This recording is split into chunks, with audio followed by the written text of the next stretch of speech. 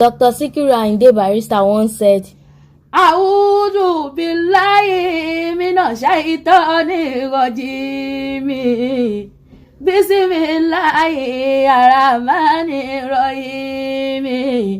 Aramanu ala malikuriana kalakali zana lamauli bayan. Dr. Sikiru Ayinde Barrister once said, Olúrete àjàrete o, olúrete àjàrete o, àlọ́mi àlọ́ o, àóye, àlọ́mi àlọ́ dókítà fẹ́ péde o, olúrete àjàrete o. Dr. Sikiru Ayinde Barrister once said, Olórin ni bàbá tó bí mi lọ́mọ o, Ají Síkírù mi Àyìndé Ọlọ́ládé. Dr. Sikiru Ayinde Barrister once said, Òbí gba ti ń gbá aláì lára, dákun wá gbà mí o ìlàyé aláwùrà.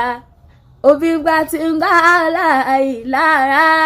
Dr. Sikiru Ayinde Barrister once said, Ayé tó tó ilé ayé lè, aráyé àkàmà aráyé. Ìṣọwọ́ ẹlẹ́gbẹ̀ẹ́ mi, mo fẹ́ kẹ́ ṣàlàyé ohun tó ń pè láyé o, ẹni sóyìnbó. Àyìndé nílé àná ẹ̀ láti túmọ̀ ẹ̀ o. Dr. Sikiru Ayinde Barrister once said, Ẹ sọ̀rọ̀ ẹ̀ sì ké mọ́ níwọ̀n nítorí pé orí ò gbọ́dọ̀ fọ́ o. Ẹ sọ̀rọ̀ Àyìndé mọ́ níwọ̀n. Ẹ sọ̀rọ̀ Àyìndé mọ́ níwọ̀n nítorí pé orí ò gbọ́dọ̀ fọ́ o. Dr. Sikiru Ayinde Barrister once said, Ẹ má sọ pé mo dáràn ẹnu. Dọ́kí mo sọ yìí mo dúró, mo lóòótọ́ kì í máa yí lẹ́ni.